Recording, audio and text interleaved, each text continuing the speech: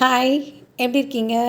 இன்றைக்கி அம்மா கிச்சனில் தீபாவளி ஸ்பெஷலாக ஒரு பாரம்பரிய ஸ்வீட். இப்போ இந்த காலத்தில் இருக்கவங்களுக்கு தெரியுமா என்னன்னு தெரியல, ஆனால் ரொம்ப அருமையாக இருக்கும், ரொம்ப டேஸ்ட்டாக இருக்கும், ரொம்ப சத்தானதும் கூட. இதை ட்ரை பண்ணலாம் இன்றைக்கி. வாங்க வீடியோக்குள்ளே போகலாம், எப்படி செய்கிறதுன்னு பார்க்கலாம். இதுக்கு தேவையான பொருள்கள்லாம் பாசிப்பயிறு 1 கப், வெல்லம் 1 கப், தேங்காய் துருவல் 1 கப், எள் 1 டேபிள் ஸ்பூன், ஏலக்காய் 1 டீஸ்பூன், சுக்கு சின்ன துண்டு. அதுக்கப்புறமா மாவு கரைச்சிக்கிறதுக்கு 1 கப் அரிசி மாவு, 2 டேபிள் ஸ்பூன் மைதா, அது கூட மஞ்சத்தூள், 1 சிட்டிகை உப்பு. இப்போ முதல்ல என்ன பண்ணோன்னா, கேஸ் ஸ்டவ் ஆன் பண்ணி ஒரு கடாய் வச்சு பாசி பயரை நல்லா வறுத்துக்கணும். இந்த கலர் மாறி வாசம் வர வரைக்கும் நல்லா வறுத்துக்கணும். அப்போ தான் நல்லா ஈஸியாக அரைப்படும், வாசமாகவும் இருக்கும், ரொம்ப நல்லா வாசமாக இருக்கும். இந்த பச்சை கலர் மாறி இந்த மாதிரி கலர் மாறிடும். இந்த கலர் சேஞ்ச் ஆனோடனே அதுக்கப்புறமா எடுத்துக்கலாம். நல்ல மணமாக இருக்கும் அது. இதை எடுத்து ஆற வச்சு வச்சிடலாம், ஒரு பிளேட்டில் போட்டு ஆற வச்சு வச்சிடலாம். அதுக்கப்புறமா 1 கப் தேங்காய் துருவல் வச்சுருக்கோம்ல, அதையும் எடுத்து போட்டு நல்லா வறுத்துக்கலாம். இது ரொம்ப ஹைலெலாம் வச்சு வறுக்கிடக்கூடாது, மிதமான ஒரு சூட்டில் நல்லா வறுத்துக்கலாம். நல்ல பொன்னிறமாக வர வரைக்கும் நல்லா வறுத்துக்கலாம். ஏன்னா தேங்காய் பூவில் ஏற்கனவே ஈரப்பதம் இருக்கும்.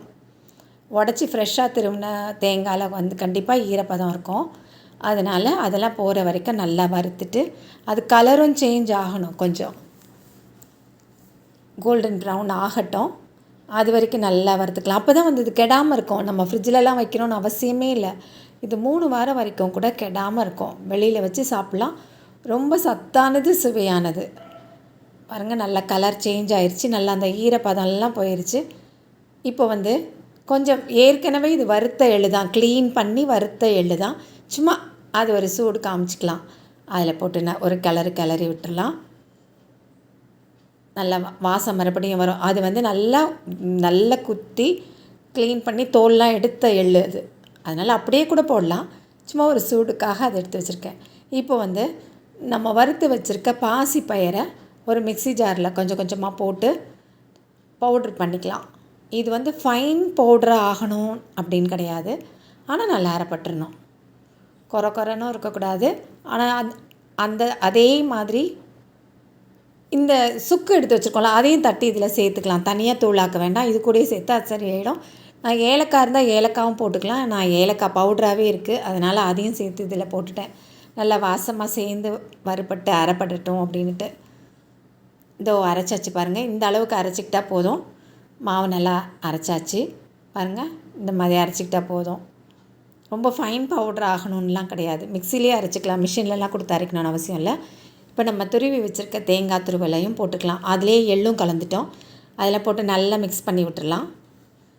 மிக்ஸ் பண்ணி தனியாக எடுத்து வச்சிடலாம். இப்போது ஒரு பேன் வச்சு வெல்லம் 1 கப் இருக்குல்ல, அதை எடுத்து போட்டு கொஞ்சம் தண்ணி விட்டு, ஒரு 1/4 கப் தண்ணி விட்டால் கூட போதும், போட்டு அதை கரைச்சிக்கலாம். மண்ணெல்லாம் இருக்கும்ல, அதை வடிகட்டணும்ல, அதுக்காக நல்லா கரைச்சிக்கலாம். இது சும்மா ஒரு பிசுபிசுப்பு பதம் வரும்போது அதை ஆஃப் பண்ணிடலாம். கொஞ்சம் நல்லா எல்லாம் கரைஞ்சி ஒரு பிசுபிசுப்பு பதம் வரட்டும். அது வரும்போது ஸ்டவ் ஆஃப் பண்ணிடலாம். பார்த்திங்கன்னா அந்த பதம் பக்குவமாக இருக்குது. இப்படி வரும்போது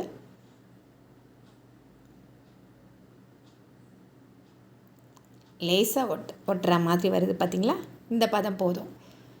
இப்போ அடுப்பை ஆஃப் பண்ணிவிட்டு நம்ம மாவு வறுத்து அரைச்சி வச்சுருக்கோம்ல, அதில் இந்த வெல்லத்தை சூடோடையே சேர்த்துடலாம். நல்லா நம்ம அதிரசத்துக்கு எப்படி கிளறோம் அதே மாதிரி தான். அந்த வெள்ளைப்பாகை கொஞ்சம் கொஞ்சமாக ஊற்றி நல்லா கிண்டி விட்டுடலாம். நல்லா கிண்டணும். இது கொஞ்சம் இலகலாக இருக்கணும், அதாவது கொஞ்சம் லூஸாக இருக்கணும், தளர்வாக இருக்கணும். ரொம்ப மாவு டைட்டாக இருக்கக்கூடாது. கொஞ்சம் லூஸாக இருந்தால் தான் உருண்டை பிடிக்கிறதுக்கு நல்லாயிருக்கும். அதுவும் நல்லா கிண்டின உடனே பொறுக்கிற சூட்லேயே பிடிக்க ஆரம்பிச்சிடணும். ரொம்ப ஆறிடுச்சுன்னா உதிர ஆரம்பிச்சிடும். அதனால் கொஞ்சமாக கட கட கடன்னு பிடிக்க ஆரம்பிச்சிடலாம். ஒன்று ஒன்றா உருட்டி போட்டு இந்த மாதிரி சின்ன சின்ன உருண்டைகளாக உருட்டி வச்சுக்கணும். சின்னதாகவே இருந்தால் போதும், ஏன்னா நம்ம 3 போட போகிறோம். அதனால் சின்ன சின்ன உருண்டைகளாக எடுத்து வச்சாச்சு. இப்போ கொஞ்சம் நேரம் அது அப்படியே இருக்கட்டும். அதுக்கப்புறமா மாவு கரைச்சிக்கலாம். இதில் முக்கி போடுறதுக்காக மாவு, இதில் வந்து அரிசி மாவு, நம்ம எடுத்து வச்சுருக்க மைதா மாவு, மஞ்சத்தூள், உப்பு இதெல்லாம் போட்டு கலந்துக்கலாம். மைதா மாவு இல்லைன்னா கார்ன்ஃப்ளவர் கூட சேர்த்துக்கலாம். இதை வந்து நல்லா கரைச்சிக்கணும். கொஞ்சம் கூட கட்டிகள் இல்லாமல் நல்லா கரைச்சிக்கணும். கொஞ்சம் திக்காக இருந்தால் பரவாயில்ல, ரொம்ப தண்ணி ஆகிடக்கூடாது. இப்போது எல்லாம் ரெடியாக இருக்குது. நம்ம வந்து பொரித்து எடுக்க வேண்டியது தான் பாக்கி.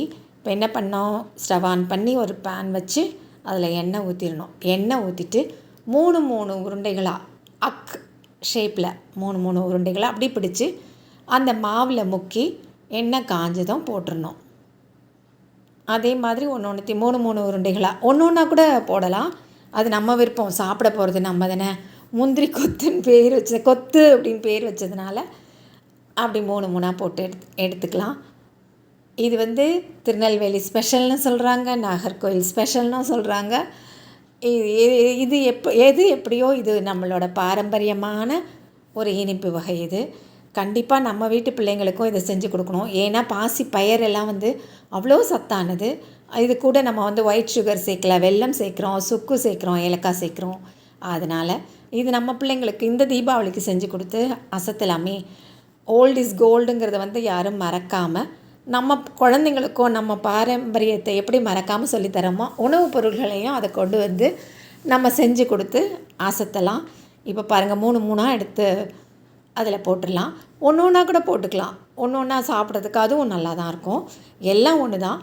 இது முந்திரி கொத்துன்னு ஏன் பேர் வந்தது? இதில் முந்திரி பருப்பு எதுவும் சேர்க்கலை. ஏன் அப்படி பேர் வந்ததுன்னு தெரியல. ஒருவேளை 3 போடலை, முந்திரி கொத்துன்னு வருதான்னு தெரியல. ஒன்றா போட்டால் ஒந்திரி கொத்துன்னு இருப்பாங்க. தெரியல அது எதனால் அப்படி பேர் வச்சாங்கன்னு தெரியல. தெரிஞ்சவங்க கமெண்ட் பண்ணுங்கள். இப்போ நம்ம எப்படியும் எடுத்துக்கலாம், ஒன்றாவும் போட்டு எடுத்துக்கலாம். இப்போ நல்லா வெந்ததுக்கப்புறமா அதை திருப்பி போட்டுடலாம். ரொம்ப ஹையில் வைக்க வேண்டாம், உள்ள வரைக்கும் வேகணும்ல. ஏன்னா நல்லா வறுப்பட்டது தான், இருந்தாலும் கொஞ்சம் வேகணும்ல. இந்த மாதிரி இந்த ஸ்வீட்டை செஞ்சு எடுத்துக்கலாம். இது ரொம்ப நாளைக்கு கெடாது. ஃப்ரிட்ஜிலலாம் வைக்கணும்லாம் கிடையாது. சும்மாவே வச்சு போகும்போது வரும்போது சாப்பிட்லாம். ரொம்ப டேஸ்ட்டாக இருக்கும், சத்தானதும் கூட. இதை வந்து இந்த தீபாவளிக்கு ட்ரை பண்ணி பார்க்கலாம். இது கஷ்டம்லாம் கிடையாது. இதில் இன்னும் வந்து எக்ஸ்ட்ரா ஒரு டேஸ்ட் ஆட் பண்ணோம் அப்படின்னா, நம்ம அந்த பாசி பயரோட, இது பாசி பயிறு ஃபுல் சத்துங்கிறதுனால நம்ம சேர்த்துருக்கோம். இது கூட கொஞ்சம் உடச்சக்கல்ல ஆட் பண்ணலாம். பச்சரிசி பொரித்து போட்டு அதையும் சேர்த்து வறுத்துக்கலாம். அதுவும் கூடுதலாக ஒரு டேஸ்ட் கொடுக்கும். ஆனால் பாசி பயிருக்குன்னே ஒரு வாசனையும் டேஸ்ட்டும் இருக்குது. அந்த ஃப்ளேவர் மாறாமல் செஞ்சால் அது ஒரு மாதிரி தான். இந்த மாதிரி இந்த தடவை செஞ்சு பார்த்து அசத்துங்க. இந்த தீபாவளி முந்திரி கொத்தோட மணக்கும் தீபாவளியாக மலரட்டும். இனிய தீபாவளி நல்வாழ்த்துக்கள் எல்லாருக்கும். இந்த ரெசிபி உங்களுக்கு பிடிச்சிருந்ததுன்னா மறக்காமல் லைக் பண்ணுங்கள், கமெண்ட் பண்ணுங்கள், ஷேர் பண்ணுங்கள். இன்னும் எஸ்ஆர் அம்மா கிச்சனை சப்ஸ்கிரைப் பண்ணாதவங்க உடனே சப்ஸ்கிரைப் பண்ணுங்கள். பக்கத்தில் இருக்க பெல் ஐக்கானை ப்ரெஸ் பண்ணி ஆல் கொடுத்து வச்சுக்கோங்க. அப்போ தான் நான் போடுற ரெசிபீஸ்லாம் நோட்டிஃபிகேஷனில் வரும். கண்டிப்பாக செய்வீங்க நம்புகிறேன். உங்களுக்கு இது பிடிச்சிருந்ததுன்னா கண்டிப்பாக கமெண்ட் பண்ணுங்கள். இந்த முந்திரி கொத்து நான் செஞ்சு சாப்பிடும்போது நான் டேஸ்ட் பண்ண கொடுத்த எல்லாருமே ரொம்ப நல்லாயிருக்கு அப்படின்னு சொன்னாங்க. இது வந்து பதம் தவறிடுமோ அப்படின்லாம் பயப்படவே வேண்டாம். இந்த வெள்ளைப்பாகு ஊற்றி கரைக்கும்போது அது ரொம்ப கொஞ்சம் ஹார்டாக இருக்குனா மாதிரி இருந்தால் லேசாக பால் தெளிச்சிக்கலாம். இது வந்து ரொம்ப டைட்டாக இருந்ததுன்னா இந்த மாதிரி பண்ணிக்கலாம். இதுவே ரொம்ப லூஸாக இருந்ததுன்னா கொஞ்சம் மாவு சேர்த்துக்கலாம். அதனால் ஒன்றும் பயப்படவே வேண்டாம். ஈஸியாக வரும், நல்லா வரும்.